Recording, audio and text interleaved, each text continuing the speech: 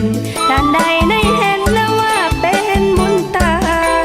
ย้อนมีพรรคการเมืองนำทาง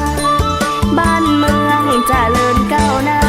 สมเก้าลือสาเมืองคำหุ่งเฮือง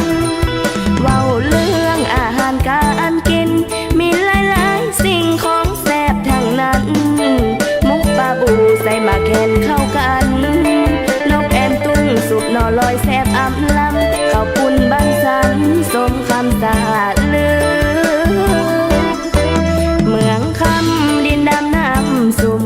ข้างหม้อไว้ปลาเต้นใส่เองจึงกันกองห้องมาเป็นเพลง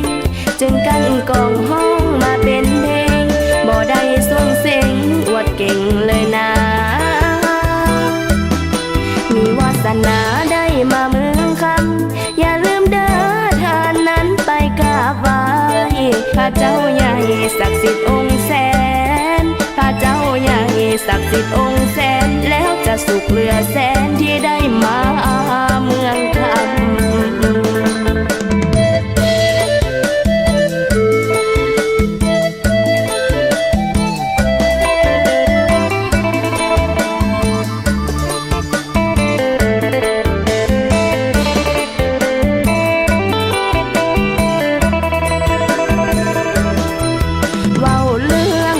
ำการกิน